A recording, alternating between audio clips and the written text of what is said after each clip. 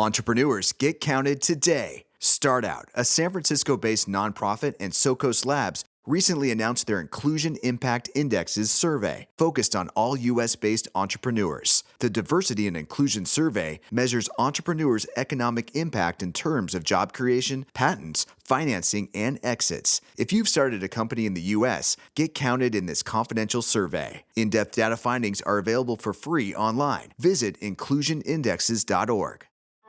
Hello, everyone. It's Colleen Blake and Eric Quick, and welcome to Bath Time to Boardroom, where we bring you stories of working parents or parents-to-be and how they now blend work and life and all the challenges that come with it. With season 4, we're continuing to be all about moms, and we have a great co-host this week who's taking over Eric's chair. We are fortunate to have back with us Monica Chandra. Hey, Mon. Hey there. Thank you so much for having me. Well, today we are talking with Sumi Aggarwal, who is an award-winning journalist and communications professional and mom to 2 children, ages 11 and 7. Welcome, Sumi. Woohoo! Yes, I'm so excited to have you here. Yes, Sumi is working as an interim editor-in-chief for Reveal from the Center of Investigative Reporting. Prior to that, she spent nearly a decade at CBS News' 60 Minutes, where she produced a wide variety of stories from a 50-year-old civil rights-related murder to a profile on Tabasco. She has also worked as a booking producer at The Today Show and led executive communications for Google's Search and Maps teams. And as Mon said, she is also mom to 2 beautiful, wonderful, funny girls. Welcome, Sumi. Thank you both. I'm so excited to be here. Yay! Well, Mon, let's jump into bath time. Sounds good. Well, Sumi, let's start with your daughters. Can you tell us a little bit more about them? What are they like? Yeah. So my girls are 7 and 11. And, just for the sake of this podcast, I wanted to let you all know. So we are an adoptive family. And so I'm not going to use their names because I want to be respectful of how later in life they want to share their adoptive journey and story. So I'm just going to kind of be ambiguous about their names so they can own that part of their story. But my girls are hilarious. So they both came to us when they were between the ages of like 3.5 and 4 was when we were able to bring them home. They are so funny. They are alternately sweet and, oh my God, are they stubborn? They are like so stubborn. And it's hilarious because like I thought I was stubborn. They are a whole different level. So it's a very humbling experience to bear them. I'm sure your parents are really enjoying that payback. I know mine do when our kids act up and they're like, we've never seen that at all. Exactly. Well, it's funny because I remember the first time my father-in-law met our older daughter, like we brought her home and gave her a couple months to settle in and they came for a visit. And he met her and within like 5 minutes, he turned to both of us and he was like, you know what?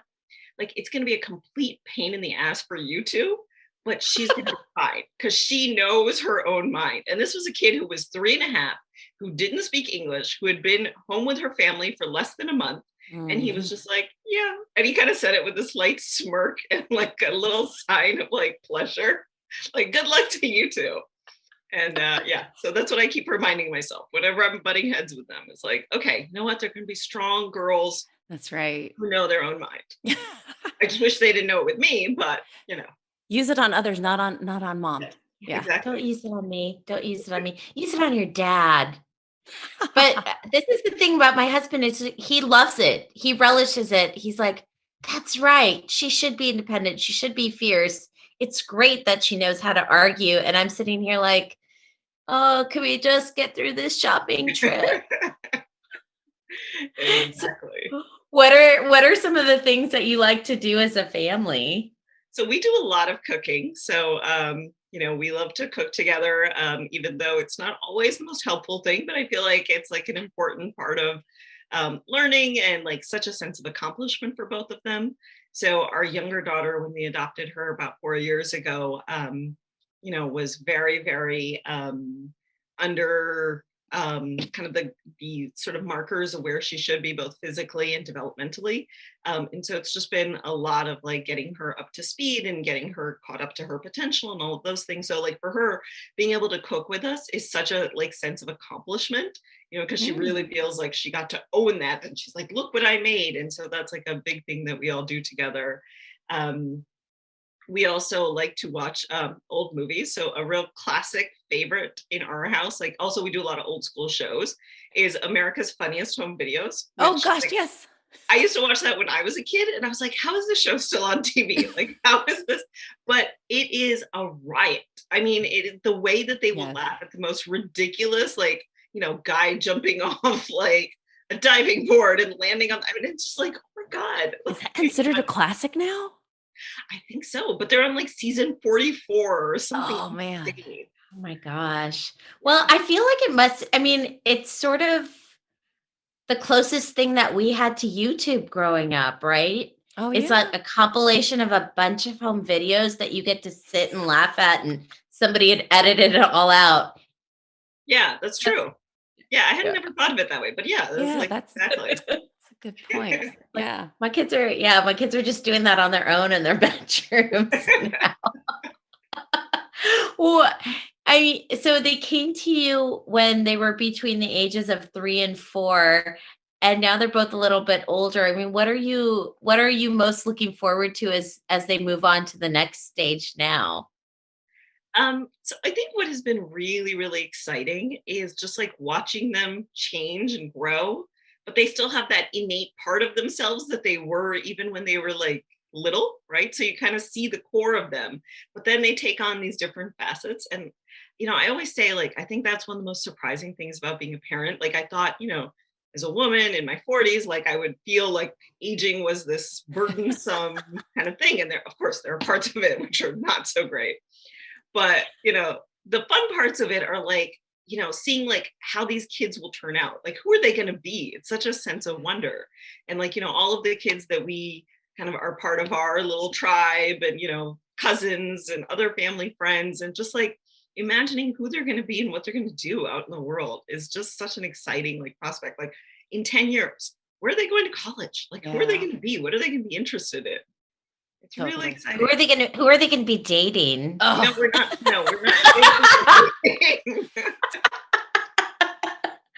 That's actually what I'm kind of interested in. Is like, who are they going to end up with as life partners? Will they choose that route? Will it? That's so far away. I know. Well, far away for some, closer to home for others. Now. Well, I mean, it's funny, like we all have 5th grade girls. Like, are you guys seeing like, you know, that they're starting to like have a little bit of a interest in boys, or at least talking about how kids in school are? No? Yeah, well, yes, but not about themselves necessarily. It's about like others, right? And so I'll get you know, so-and-so are supposedly dating. I'm like, dating? What do you do? You're in 5th grade. Where do you go? Do you still hold hands? I know. Holding hands. Do you still ask, like, will you go with me? Go where? Want to go get a candy bar at Lucky's? Hey, don't knock a good Lucky's date night. Oh, Sumi, are we speaking from experience? Oh, I feel like that's kind of you know what? Let's just substitute Lucky's for Trader Joe's, because I still remember during the pandemic, you know, in the early part of the days, only Rishi would go and go shopping for us because I have asthma, and so I was a little worried about COVID, and we didn't know much at the beginning. And then I would go, and then it was very exciting one day when both of us went to the grocery store. We're like, oh, what is this? Kid-free time, buying whatever you want, having an uninterrupted conversation. This is lovely. So don't knock a good grocery store date. I'm telling you, spending a lot of time in the wine aisle. Bottle for you, bottle for me. Desperate times. Exactly.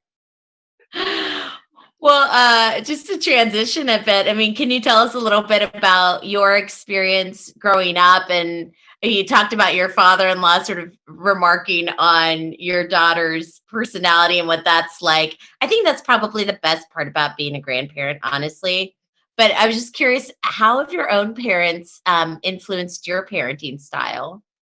Yeah, so I grew up in I'm an only child, so I grew up in an immigrant family. We came from India when I was just a toddler, and we spent most of my formative years in Detroit. And my parents were very, very protective. So bring in sort of the immigrant mentality, bring in the only child, all of those things together. They were very, very protective. They had a very clear sense of like what was the right thing to do, what was the wrong thing to do. And I think, when I was younger, I really railed against that a lot and like had a lot of resentment about it. And I think like now, that I'm a parent myself, I have a lot more empathy for the things that they did. Like I don't necessarily agree with them, but I'm able to see why they pushed for the things that they did or the things that they felt like were important. So I'm able to see that through a different lens. And I think in some ways it's funny because I feel like I have mimicked some of their parenting. And then, yes, don't make that face. Forgot we were recording. But then in other ways, like I've taken a decidedly different tack because of the things that I felt that I, really had wished that I had gotten as a kid. And so, when we were, we brought our older daughter home first, and then 4 years later, we were able to adopt our second daughter. But so part of that was like, for me, was like, I really did not want to have an only child. Like I, really felt like it was important for our older daughter to have a sibling, for us to be a family of 4 instead of just 3. And so that was like a big part of sort of our motivation. But I think, and I think in a lot of ways, like I think parenting and culture has just evolved, like where we're more focused on our kids' emotions and their sort of emotional health and sort of well-being. And so that is also something that I pay a lot of attention to, which I think my parents just didn't like think that way. They were never exposed to that. For them, it was like, go to school, get good grades, like here are the things that you do. And so when I wanted to become a journalist, they thought it was crazy. Like that was not what immigrant Indian Not gonna kids be a did. doctor, an engineer. Yeah. And my dad was like, well, if you have to, maybe go to law school. Right. Like that was as far as their imagination could go. Yeah. But then once they saw that like I was determined and I was going to do it, then there was no bigger supporter than my parents. Right. So it's a mixed bag, like parenting always is. Yeah. And then there's parenting your parents. Yes, there is. So I remember you saying one of the reasons why you moved from New York to California was actually to be closer to your parents and your in-laws. How has that been for you guys? It's been good. And I think, especially through the pandemic. So we ended up going to grad school in New York, both my husband and I. And we originally thought, we're from the Bay Area originally. So we went to grad school in New York. We thought, okay, we're going to be there for 2 years. And then we'll come back and we'll go and have our little New York adventure. And we'll come back to the Bay Area. And we ended up staying 12. Just sort of how life worked out. And by the end of it, we were the only ones of our immediate families who were out on the East Coast. Everybody else is California based. Mm-hmm. And it just felt like, particularly once we adopted our daughter, it was like, really felt like she was not going to have the bond with her grandparents that we wanted her to have, and my husband only has one sister and I'm an only, so we don't have a huge sprawling family. So it felt like really important to us that they have that kind of bond and relationship. And so a big part of moving back to California, when an opportunity presented itself, we kind of jumped on it. And it's been good. I mean, it's I think particularly during COVID, it's been nice to be able to be close. I think if we were 3,000 miles away, I think we would have been far more panicked. So we've been able to, like, my parents live an hour and a half away from us. So we were able to see them on and off, like outside in their backyard. We were able to see my in-laws, we like met up halfway on the California coast and got to see them.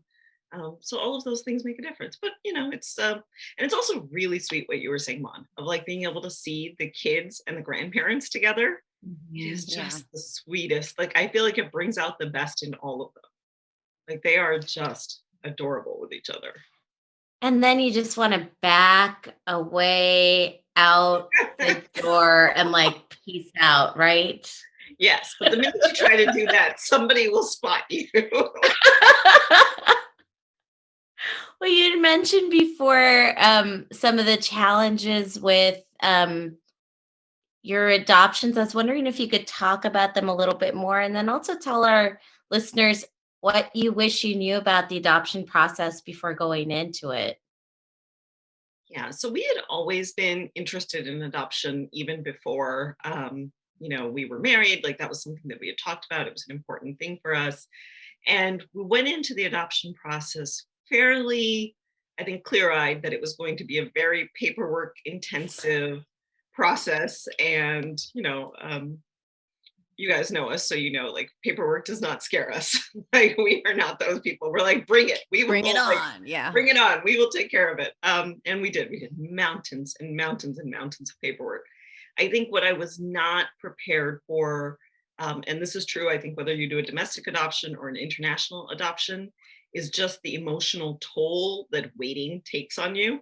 So, both our girls are adopted from India, and it would be like you get to this step of the process, and then you're waiting for one guy somewhere to file a paper, and nobody knows why he hasn't filed the paper, and it will drive you insane. Like for weeks on end, you're like checking, and they're like, "Oh yeah, the guy hasn't filed the NOC," and you're like, "Why?" And they're like, "I don't know. He's not responding to my WhatsApp," and you're just completely powerless about that. And so I think that is like a really hard for people who like to be in control and like to feel like they can kind of run things. It's a very, very humbling process to know that you're at the mercy of some dude somewhere. And it's, Oh, dude, come yeah, on. dude. And you're like, come on, please. And to the point where like, I think, we just started aggressively like calling people and being like, why have you not filed this paper? And they're like, you're not supposed to call the guy directly. I'm like, I don't care. Like, so just, Follow the rules, Sumi. Come on. Just wait your turn. Trust me, we waited our turn. I think that after having one foot in my parents grew up in India and then coming here, I have a very different perspective about what it means to live in the US and what it means to live in India. Probably a biased perspective, but paperwork, doing things on time, saying you'll do something and have it ready when you say you'll have it ready. I feel like those are the things that we take for granted here. And that's not necessarily the culture in other countries. So it just adds an extra layer of frustration. But people in India tend to accept it pretty well. They're like, oh, yeah, that's how it is. And then they push back more aggressively or do whatever they need to do. Or they just bribe someone with liquor. I've seen that as well. Yeah, but it is a different process, and I feel like adding the layer of international adoption on top of everything else, it's definitely a process you've learned from. But and we'll get more into this in the next segment of the podcast. But I'm excited about how your process has informed your work with your nonprofit organization. Yeah. Well, I'll tell you one funny thing about the adoption process as well. So when you get to a point in the paperwork, India allows you to come and meet the child. So at this point, like when you get your referral, they send you like a picture that's like a postage stamp size, and they send you like a very incomplete report. And you kind of have to say yes or no based on this very, very like incomplete information. And so obviously we said yes, and you kind of go through paperwork. And then you come to a point where they're like, okay, if you want, you can come and visit the child. And so for both our girls, we went to India, and, we would stay at some like American chain hotel, like the Westin or something. And in India, like these American hotels tend to be pretty fancy. So it's not like your kind of run of the mill, like Holiday Inn in, Tennessee. This is like, it's like a 5-star hotel when you go to India. And so we would stay in these super fancy hotels. And then, we would spend our days going to the institution where the girls were living at the time. And so it was like this huge dichotomy between like spending your days in this orphanage institution, and then coming back and being in like this 5-star luxury hotel, and just like the back and forth dichotomy. And like, for visiting the kids, like I would try to like dress down and wear Indian clothes and all that. And the hotel staff was like so confused because they'd be like, you're here for a week, you disappear all day, you're wearing like super simple Indian clothes. Then you come back in the evening and then you change into like American clothes and are like hanging out at the pool. Like, what is your story? Like, what is the deal here? And then, we had time to kill. So we'd like go shopping and we'd like show up in the evening with like bags of random stuff. And they're like, are they drug dealers? Like, what is their story? What is going on here? Secret agents.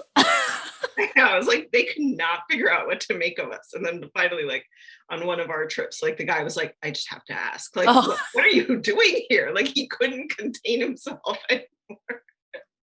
Wow. He's like, I don't understand. And we're like, yeah, okay, bye. Well, you must have been the exciting topic of conversation. Yeah, I'm sure we entertained them a lot because they were like, what is going on? Before we dive into the boardroom, let's hear what our sponsor Dope has to say. Bakeable, legit cookie dough. We're dishing up nostalgia by the spoonful, delivered straight to your door. Our recipes start with just 6 all-natural ingredients, free from eggs and raw flour. With over 1,000 5-star reviews, this dough is Spoon Liquor approved. Best of all, a portion of every purchase is donated to support mental health care and addiction recovery. Unbox some happiness today with free shipping nationwide. All right. Thank you, Dope Cookie Dough. Okay, Sumi. So from shopping and jumping into the pool on your last story there, how I know we're going to pivot now to the boardroom, but I am curious, how did you balance all of that with your home and your work priorities in the midst of an adoption and then going from one child to two? And then I want to really get into the career part because that's also a big piece of who you are. Yeah, I mean, I think that was really hard. I think the second adoption, kind of going through that paperwork, having one kid at home, making sure she was okay, having, at the time I used to work at Google, having, pretty demanding job. I mean, it's truly, I think, a testament to our tribe of friends and like my support system that I did not have a nervous breakdown at that point. Because it was, I mean, you guys saw me, it was a tough year waiting for all of that to finish up. And then once we were able to bring our younger daughter home, I actually did just take a break from work. I took my maternity leave and then I took like another year off because it was like clear that was not a sustainable path for me. So I think knowing when to sort of say, okay, I need to take a step back. And I think like this is one of those things where I think women particularly get sold a bill of goods about like having like work-life balance, right?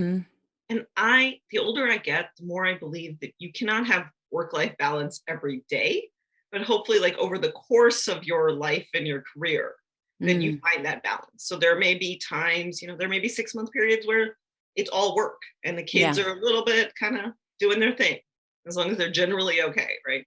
And then there are times which are like very kid heavy, and that's okay. And so that's kind of what, as I get older, that's the kind of philosophy I try to ascribe to, and not try to put that guilt on myself. Like, oh my God, I'm like overdoing work stuff and I'm not focusing on the kids.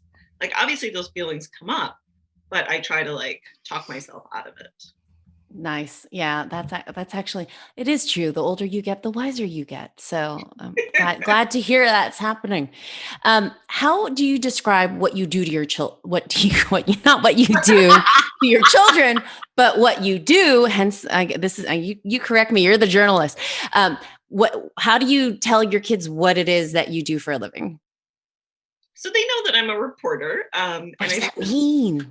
Well, I mean, it's funny because I feel like they've seen enough cartoon series where there's like this reporter wearing a cartoon trench coat, like walking around. Like, I don't think they fully get it. They're like, wait, that's not what mom does. She doesn't even own a trench coat. Okay. So the way I describe it to them is we try to tell people's stories in ways that will help create change when there are things that are not right. And that is kind of, I think, boiled down, that's what reporting means to me.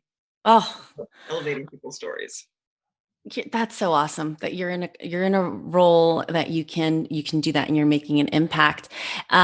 So you have, I mean, based on just what I know of you and your career, you've done a few pivots. You've been in entertainment, you've been in academia, and then in tech and in media.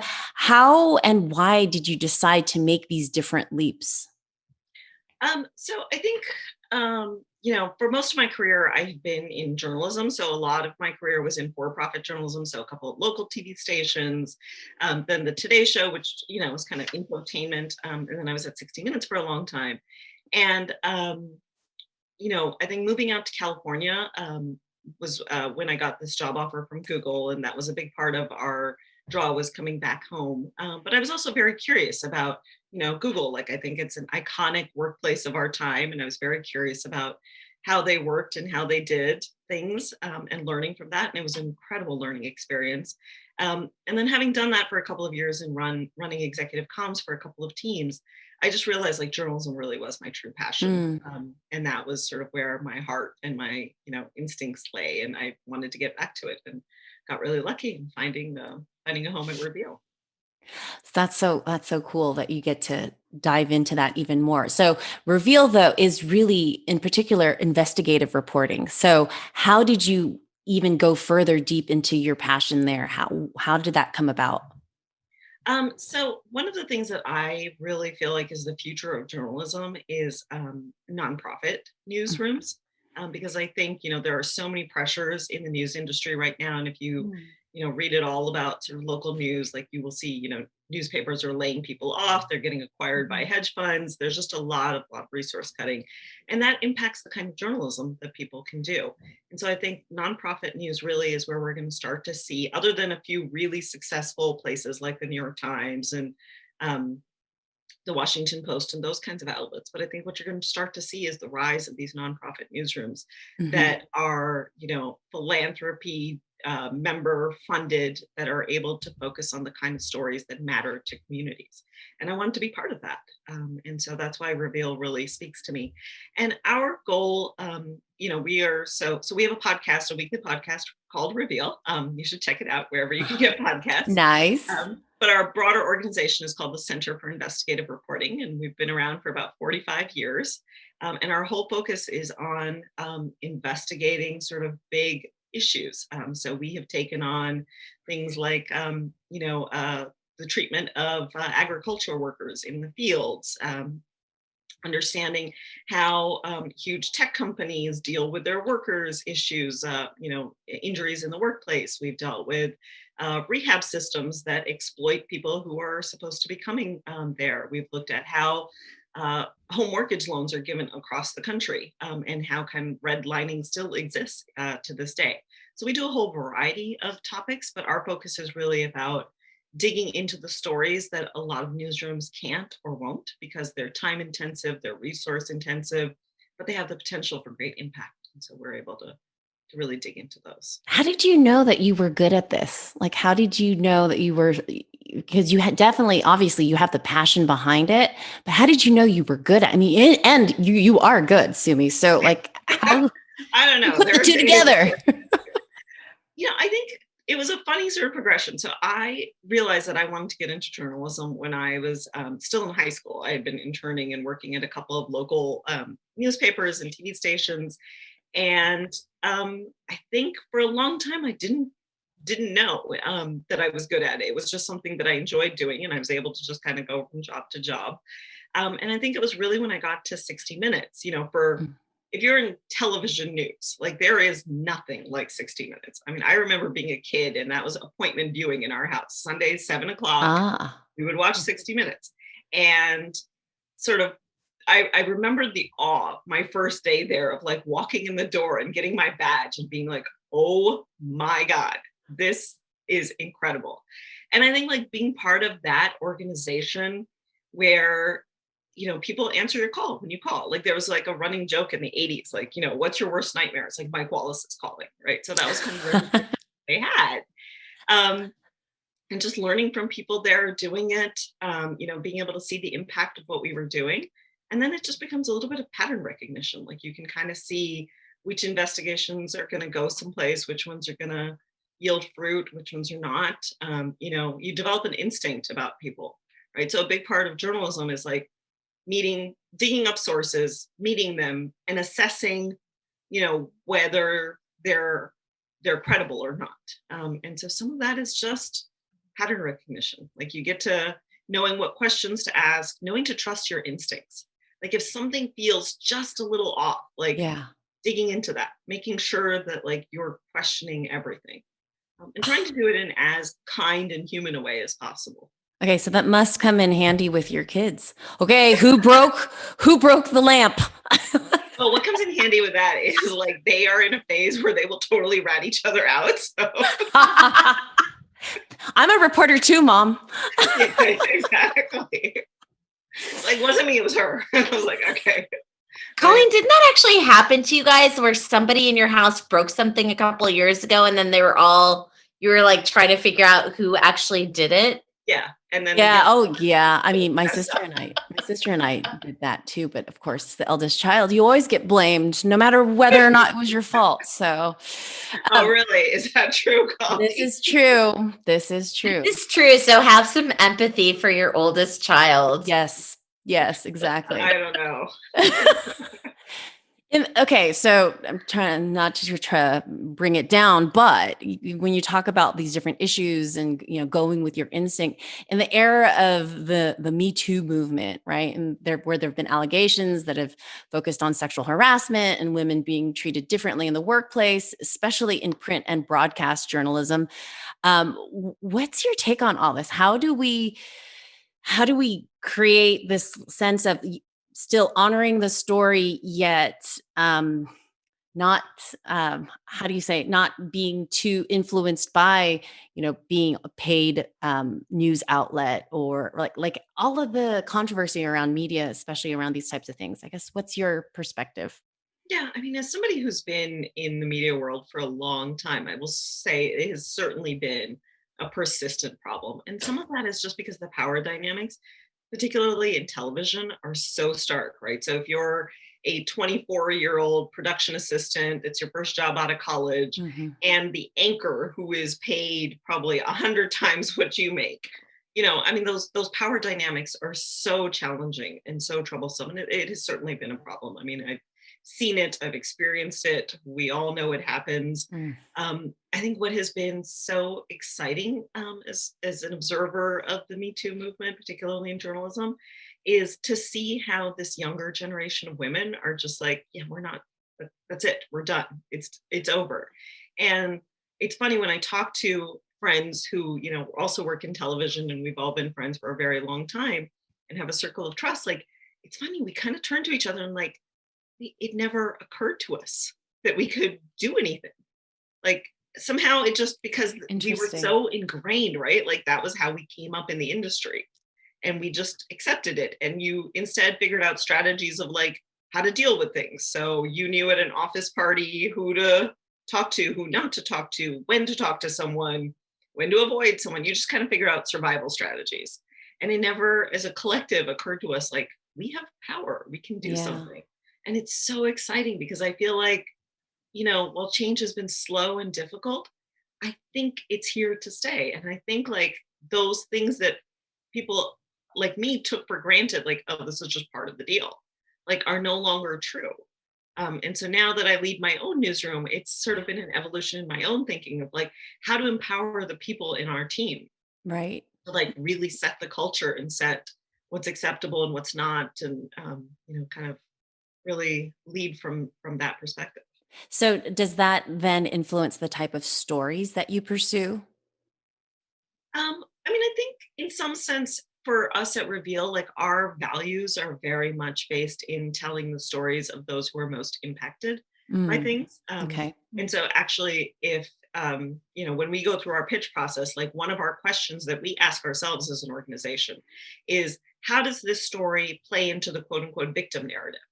Right? So how are we kind of perpetuating the story of like, oh, poor blah, blah community, always oppressed, always, being screwed by the system. Like, how are we challenging that narrative to make sure we're not falling into that trope of like always just talking about, people being oppressed or being wronged? Like, how are those communities who are impacted taking control of their own destinies? Oh, Are that's they great. kind of fighting these things? And another part of our reporting is always like, what information do those communities want to know? What matters to them? Not what matters to me sitting in my little house, right? Like doing my thing, only knowing my bubble. But what is it that the people who are most impacted want to know? What would be useful information for them? And so making sure we're taking that kind of a community engagement approach to our reporting and making sure that, we're checking in with them and we're gut checking ourselves because their lived experiences are different from ours. That is such a great filter and perspective to have that I think also lends itself to the corporate world, to the business world in terms of putting things into the context of the audience that you're trying to deliver a message to. I mean, it's communication, whether it's in the newsroom or at the board or in the boardroom, right? So Yeah. Yeah, it was funny because when I went to work at Google, because I was like, how does journalism, translate to executive communications? And that was what my manager there was like, the story is a story. So whether you're telling the story of an issue or you're telling the story of a product or you're telling the story of a team, it's still a story. And like the need for stories is such a human kind of instinct. Like human beings crave stories. They crave narrative, like to understand our world. That's how we understand it, is through stories. And so it doesn't matter what context you're telling them in. oh, I love that. Oh, very cool. So before we jump into Rapid Fire 5, I have one last question for you because Monica alluded to it earlier in our bath time segment, which is about the nonprofit that you work with, A Future for Every Child. So can you tell us about that and why is that work so important to you? So I would be thrilled to tell you about that. So Future for Every Child was an organization, a nonprofit that was started by a couple of other adoptive families. And it really grew out of our experiences as adoptive parents. So, I was telling you both when we would go to India to visit our daughters when, we were still in the throes of the adoption process. What we found was there were older kids there who were maybe 13, 14, 15, who the likelihood, I mean, it's tragic and horrible. The likelihood that those kids are going to be adopted is so small. And the kind of education that they get is so sporadic, depending on the institution. You just don't know. But at 18, they are forced out of those institutions. And so basically they're out there on their own trying to figure out how to make a living. They have, questionable sort of, qualifications or education. Yeah. And so our nonprofit is very much focused on how do we help those kids who are the most vulnerable. And they are, like, I know at 18, they're adults, but they're kids, right? Like we all know they're kids. And so we focus on raising money here in the US. We work with a couple of the NGOs on the ground. And we work with kids who are on the verge of aging out of the orphanage system or have already aged out, and we support them for 3 years. We give them kind of any kind of vocational training. We help them with career counseling, figure out what kind of training would make sense. So we do vocational training, we do undergraduate education. We even have one kid who is pursuing her graduate degree in architecture. And these are kids who don't have a family support system. And then we stay with them for 3 years. Because, as we all know, we all remember, like your first job out of college, you made so many rookie mistakes. It's like, sometimes I think back, it's a wonder that like I managed to like not get fired in the first 6 months. Where are these children, Sumi, by the way? You mentioned they're all in India. They're all in India. Okay. Yeah. So this organization was started by a couple of adoptive families who are of Indian origin and adopted from India. So we focus our efforts on that. And we're in the 3rd year of our organization. Congratulations. Thank you. And we are aiming to support 300 kids this year. Wow. Our goal is really eventually, how do we scale this? How do we support thousands and thousands of children in this process? It's very exciting. It's really like thrilling to be able to see them kind of take charge of their destinies and live up to their potentials. Truly help them have a future that they can be proud of. Yeah. Exactly. Well, thank you for what you're doing there and as well as what you're doing in Reveal and within our own community, because I know you've been an inspiration to me as well. So thank you. All right, Mon, Rapid Fire 5. One of my favorite segments. So I know, here we go. So Sumi, I'm going to ask you 5 questions in rapid succession, and you'll have 2 available answers, but only one can be selected. Okay, are you ready? I'm ready, as I'll ever be. We'll start with an easy one. Pete's or Starbucks?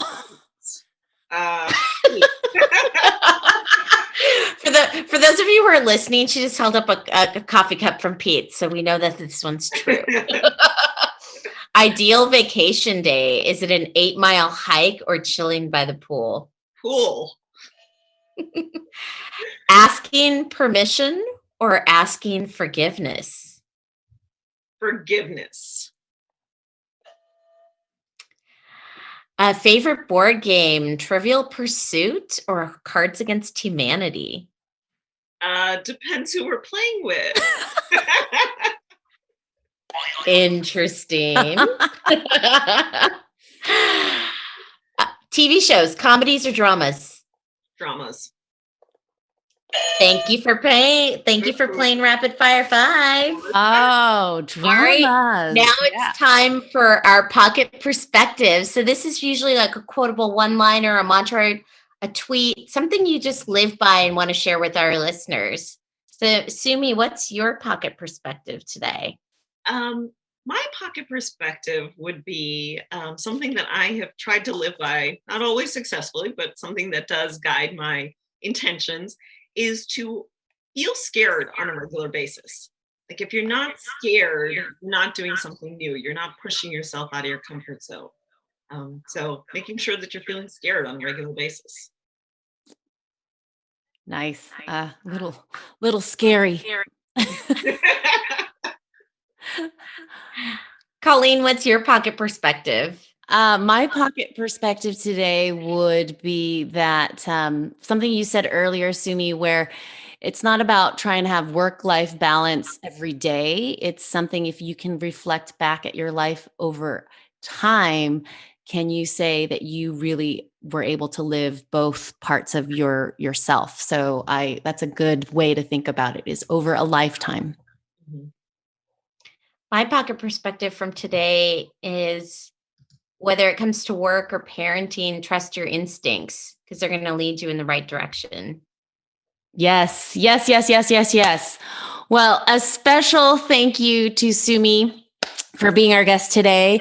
To learn more about her and the work that she and her team do, please go check out revealnews.org. That's REVEALNEWS.org to learn more about all the fantastic work they're doing over there. And you can also download or subscribe to their weekly podcast called Reveal, wherever you get your podcasts. And similarly, you can also follow us on Instagram at Bath Time to Boardroom, like us on Facebook, and subscribe to us on YouTube now, along with listening to us on Apple Podcasts or Google Play. So with that, a big thank you also to my co-host, Monica, for sitting in for Eric this week. It was so great to be able to chat with you both today. So thank you. I feel very blessed to have our wonderful tribe. So with that, it's a wrap.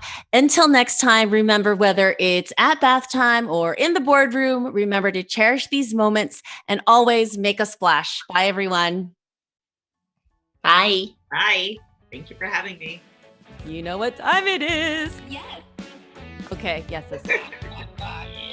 All right. Mom and dad jokes. Actually, this week it's only mom jokes. All right. Okay, Sumi, you can lead us off on our joke stream here, since you are our guest this week. All right. So I have a couple of animal-themed jokes for you all. So the first one: what is the most condescending type of bear? I have no idea. A panda. Oh! Yeah, okay. Gotcha. Duh. All right, Mon, what about you? All right. This one's just a classic. How many moms does it take to screw in a light bulb?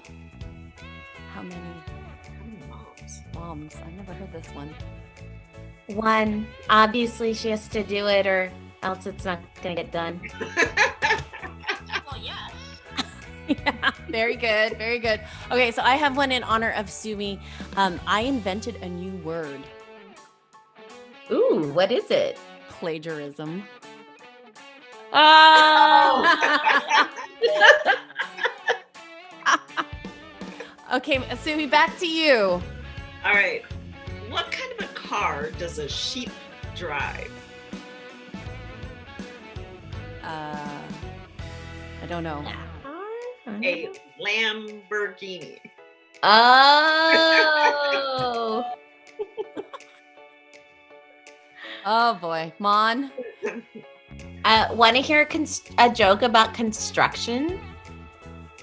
Sure. Or, Well, I'm still working on it. oh. Maybe that's not funny because you've just gone through construction. Colleen's like, do not. Too soon. Okay, here's the last one. So you know how we love to play board games. So yesterday I saw this guy spill all his Scrabble letters on the road, and so I asked him. I was like, "Hey, dude, what's the word on the street?" Yes. Okay, I think it's time for us to call it quits for today. Have a great week, ladies. You too. Bye, everyone. Bye.